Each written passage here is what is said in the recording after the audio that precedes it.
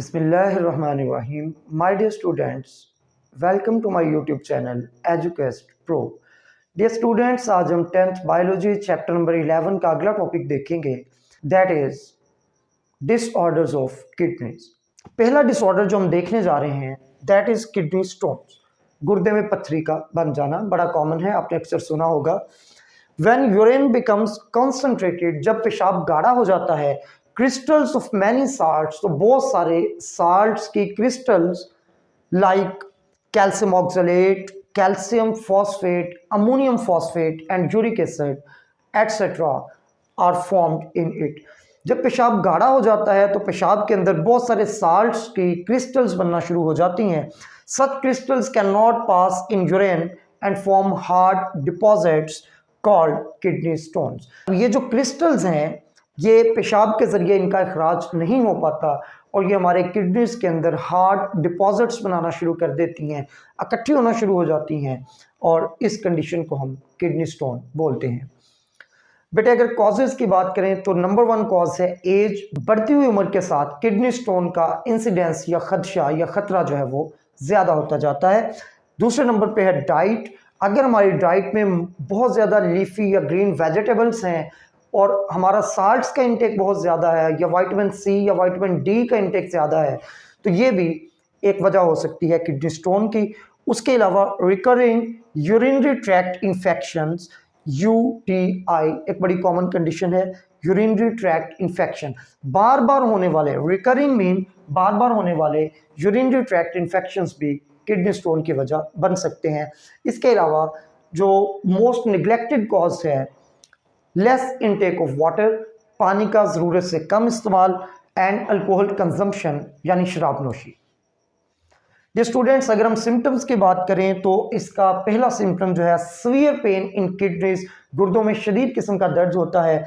इसके अलावा lower abdomen में दर्द होता है, वॉमिटिंग, उल्टी आती है, कै आती है या नोजिया यानी मतली होती है, फ्रीक्वेंट यूरिनेशन बार बार पेशाब आता है एंड फाउल स्मेलिंग यूरिन और पेशाब की बड़ी नागवार बू होती है और उस पेशाब के अंदर ब्लड और पस भी मौजूद होते हैं। प्रिवेंशन अगर हम बचाव की बात करें तो ड्रिंक प्लेंटी ऑफ वाटर, हमें बहुत ज़्यादा पानी पीना चाहिए as 90% of crystals pass through urinary system by drinking a lot of water. अगर आप बहुत ज़्यादा पानी पीते हैं तो तकरीबन 90% क्रिस्टल जो हैं वो वैसे ही यूरिन के रास्ते बॉडी से एक्सक्रीट हो जाती हैं, निकल जाती हैं।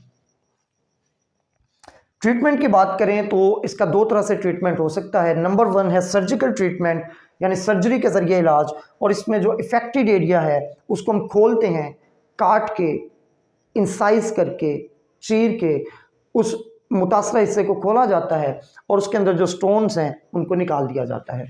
दूसरा तरीका जो है दैट इज़ लिथोट्रिप्सी। ये मोस्ट एडवांस्ड मेथड है। In this method, non-electrical shock waves are bombarded from outside on the stones. तो जिस्म के बाहर से जो मुतासरा हिस्सा है जहाँ पे स्टोन मौजूद है उस पे जिस्म के बाहर से एक डिवाइस के ज़रिए नॉन इलेक्ट्रिकल शॉक वेव्स की बम्बार्डमेंट या बौछार की जाती है। Waves hit the dense stones and break them. ये वेव्स स्टोन को हिट करती हैं और स्टोन जो है वो टूट के बिल्कुल सैंड की तरह हो जाता है। Stones become sand like and are passed through urine. Stones बिल्कुल रेत की तरह हो जाता है और यूरिन के रास्ते जिस्म से खारिज हो जाता है। अगला डिसऑर्डर है kidney failure. What is kidney failure?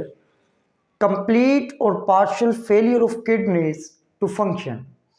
अगर गुर्दे जुज़वी तौर पे या मुकम्मल तौर पे काम करना छोड़ दें तो इसको हम किडनी फेलियर बोलते हैं। इसके कॉजेज़ की बात करें तो डायबिटीज़ मेलाइटस, जिसको आप शुगर बोलते हैं। डायबिटीज़ 2 तरह की होती है, एक डायबिटीज़ मेलाइटस है यानी कि शुगर। इसकी फर्दर 2 टाइप्स हैं, एक डायबिटीज़ टाइप 1 और दूसरी डायबिटीज़ टाइप 2। अब डायबिटीज़ मेलाइटस में क्या होता है, हमारी बॉडी जो है वो इनफ इंसुलिन पैदा नहीं करती और इंसुलिन आपको पता है एक ऐसा हार्मोन है जो ब्लड ग्लूकोज लेवल को कम करता है। या इंसुलिन तो नॉर्मल मिकदार में पैदा हो रही है लेकिन बॉडी के सेल्स उस इंसुलिन को रिस्पॉन्ड नहीं करते और ग्लूकोज का लेवल कम नहीं होता। और डायबिटीज़ इंसिपिडस जो है उसका ब्लड ग्लूकोज लेवल से कोई ताल्लुक नहीं है, ब्लड ग्लूकोज लेवल्स जो हैं वो नॉर्मल रहते हैं, लेकिन उसमें जो किडनीज हैं वो वाटर को रिटेन नहीं कर पाते और बार बार फ्रीक्वेंट यूरिनेशन जो है वो होती है। किडनी फेलियर के जो मेन कॉजेज हैं उसमें नंबर 1 है diabetes mellitus, most important cause है।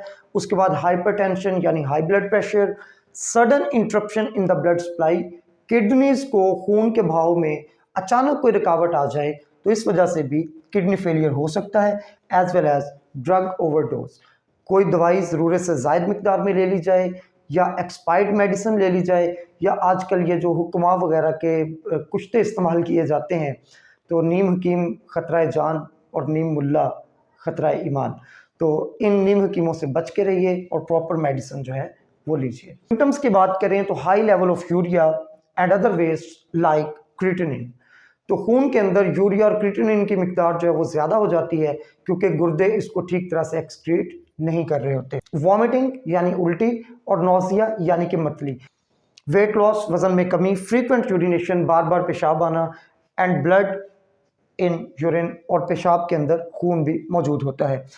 Excess fluids in body may also cause swelling of lungs, feet, face and shortness of breath.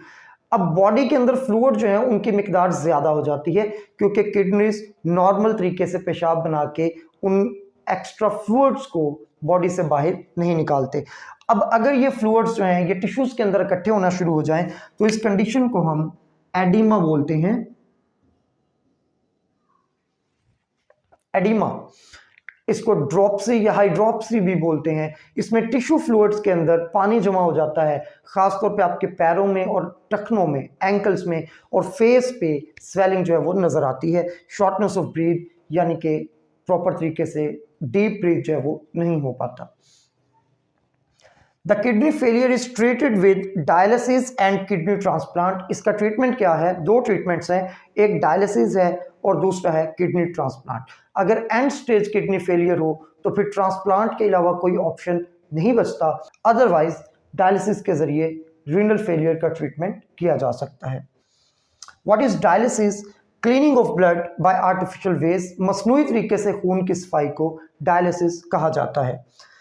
अब बेटे डायलिसिस 2 तरह का होता है। Number 1 is peritoneal dialysis. In this process dialysis fluid is pumped for a time into peritoneal cavity. अब dialysis fluid एक cleansing fluid होता है, इसको हम डायलाइजेट बोलते हैं, और इसको एब्डोमिनल कैविटी के अंदर पंप कर दिया जाता है और ये फ्लूइड 4 से 6 घंटे एब्डोमिनल कैविटी के अंदर या पेरिटोनियल कैविटी के अंदर रहता है। This cavity is lined by peritoneum. अब जो एब्डोमिनल कैविटी है इसकी इनर साइड पे एक बारीक सी मेम्ब्रेन होती है, एक शीट होती है मसल्स की, और उसको हम पेरिटोनियम बोलते हैं, विच कंटेन ब्लड वेसल्स। अब पेरिटोनियम के अंदर ब्लड वेसल्स मौजूद होती हैं। When we place dialysis fluid in this cavity, जब हम डायलिसिस फ्लूइड को इस कैविटी में डालते हैं, waste materials from peritoneal blood vessels diffuse into dialysis fluid which is then drained out. तो बेटे एक कैथीटर के जरिए, एक सुई के जरिए, एक ट्यूब के जरिए डायलिसिस फ्लूइड हमारी पेरिटोनियल कैविटी के अंदर पंप कर दिया जाता है। 4 से 6 घंटे वो फ्लूइड पेरिटोनियम के अंदर रहता है। अब पेरिटोनियल की जो ब्लड वेसल्स हैं उनके अंदर वो ब्लड है जिसके अंदर वेस्ट, मेटाबोलाइट्स, यूरिया वगैरह, उसके लेवल्स बहुत ज़्यादा बढ़ चुके हैं।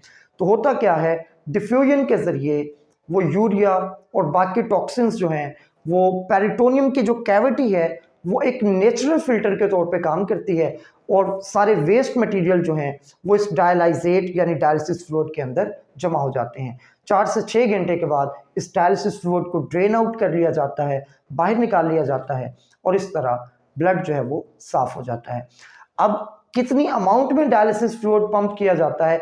नॉर्मली 2.5 लीटर है और इसकी डोज जो है वो इंक्रीज भी की जा सकती है और सीवियरिटी पे डिपेंड करता है। ये प्रोसेस दिन में 2 से 3 मरतबा भी रिपीट करना पड़ सकता है।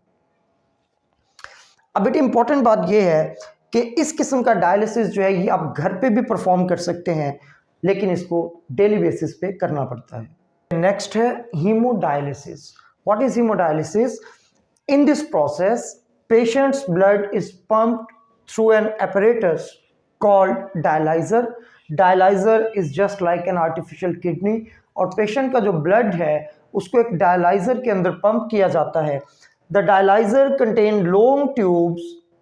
डायलाइजर में लंबी नालियां होती हैं. The walls of which act as semi permeable membrane. बिल्कुल जिस तरह पेरिटोनियल डायलिसिस में पेरिटोनियम एक नेचुरल फिल्टर के तौर पे काम करती है, यहाँ पे डायलाइजर की वॉल्स जो हैं वो एक सेमी परमिएबल मेम्ब्रेन के तौर पे काम करती हैं. Blood flows through the tubes. खून इन नालियों के अंदर बहता है, while dialysis fluid that is dialysate flows around the tube. ये ट्यूब्स के बाहर बहता है. Extra water and waste move from blood into dialysis fluid. अब ट्यूब्स के अंदर वो ब्लड है जिसके अंदर मेटाबोलाइट्स और वेस्ट मटेरियल्स की मिकदार बहुत ज़्यादा है. उन ट्यूब्स के बाहर आपका डायलाइसिस फ्लूइड जो है वो मूव कर रहा है, और ये काउंटर करंट मूवमेंट होती है. ब्लड अगर इस डायरेक्शन में फ्लो कर रहा है तो डायलिसिस फ्लूइड इस डायरेक्शन में मूव करता है. और चूंकि दीवारें जो हैं वो सेमी परमिएबल मेम्ब्रेन के तौर पे काम करती हैं, तो जितने भी वेस्ट मटेरियल हैं, टॉक्सिन्स हैं, मेटाबोलाइट्स हैं, वो डिफ्यूज कर जाते हैं डायलाइसिस फ्लूइड के अंदर. The cleansed blood then return back to body. और क्लीनिंग के बाद, सफाई के बाद खून को दोबारा बॉडी के अंदर इंजेक्ट कर दिया जाता है. जी बेटे, अगला टॉपिक है kidney transplant. Another treatment for and stage kidney failure is kidney transplant. अगर गुर्दे मुकम्मल तौर पे नाकारा हो जाएं तो फिर किडनी ट्रांसप्लांट की ज़रूरत पेश आती है. It is the replacement of patients damaged kidney with donors healthy kidney. और इस प्रोसेस में मरीज की डैमेज्ड किडनी को डोनर के हेल्दी किडनी से रिप्लेस कर दिया जाता है या बदल दिया जाता है. Who can donate a kidney? Who can be a donor? गुर्दा कौन डोनेट कर सकता है? किडनी में बी डोनेटेड बाय अ डिसीज्ड डोनर, यानी फोतशुदा डोनर, और लिविंग डोनर. समटाइम लोग अपनी डेथ से पहले अपने विल में लिख देते हैं कि मेरे फ़लाँ ऑर्गन्स जो हैं वो फ़लाँ इदारे को या फ़लाँ शख्स को डोनेट कर दिए जाएं. तो ऐसी सूरत में डिसीज डोनर जो है उसका किडनी जो है वो ट्रांसप्लांट किया जा सकता है, और डोनर लिविंग भी हो सकता है, जिंदा भी हो सकता है. द डोनर मे और may not be a relative of the patient. और डोनर का रिसिपिएंट के लिए रिश्तेदार होना ज़रूरी नहीं है. एक नॉन रिलेटिव जो है वो भी अपना किडनी किसी को डोनेट कर सकता है. Before transplant. अब ट्रांसप्लांट से पहले कुछ एहतियातें हैं. बिल्कुल जिस तरह ब्लड डोनेट करने से पहले क्रॉस मैच किया जाता है और ब्लड के जो ग्रुप्स हैं वो मैच करने पड़ते हैं, बिल्कुल इसी तरह किडनी ट्रांसप्लांट से पहले the tissue proteins of donor and patient are matched. Donor की और रिसिपिएंट की जो टिश्यू प्रोटीन्स हैं उनको मैच किया जाता है, और अगर वो मैच कर जाएं तो फिर किडनी डोनेट किया जा सकता है. The donor's kidney is transplanted in patient's body and is connected to patient's blood and urinary system. अब जो डोनर है उसका किडनी रिसिपिएंट के अंदर, मरीज के अंदर लगाया जाता है, और उस किडनी को ब्लड सर्कुलेटरी सिस्टम से और यूरिनरी सिस्टम से जोड़ दिया जाता है. The average life for a transplanted kidney is 10 to 15 year. MCQ बन सकता है. ट्रांसप्लांटेड किडनी की जो एवरेज लाइफ है वो 10 से 15 साल है. इसके बाद अगर पहला ट्रांसप्लांटेड किडनी वो काम करना छोड़ दे या नकारा हो जाए तो पेशेंट को दूसरा ट्रांसप्लांट भी किया जा सकता है. और डोनर के मिलने तक दरमियान का जो टाइम है, एक किडनी एक्सपायर होने से दूसरा किडनी या डोनर मिलने तक दरमियानी टाइम में पेशेंट को डायलिसिस पे रखा जाता है. अब what are the problems associated with kidney transplant? तो कुछ मेन प्रॉब्लम्स जो हैं दे में इंक्लूड ट्रांसप्लांट रिजेक्शन, यानी जो रिसिपिएंट है, जो पेशेंट है, उसकी बॉडी का इम्यून रिस्पॉन्स जो है वो मुमकिन है उस डोनेटेड किडनी को रिजेक्ट कर दे. ट्रांसप्लांट के बाद इन्फेक्शंस हो सकती हैं. इम्बैलेंसेस इन बॉडी साल्ट्स, जिस्मानी नमकियात में अदम तवाज़ुन हो सकता है, which can lead to bone problems and ulcer, जिसका नतीजा बोन प्रॉब्लम या अल्सर की शक्ल में निकल सकता है. डियर स्टूडेंट्स, ये था हमारा आज का topic. Thank you so much for watching. Stay blessed. अल्लाह हाफिज़.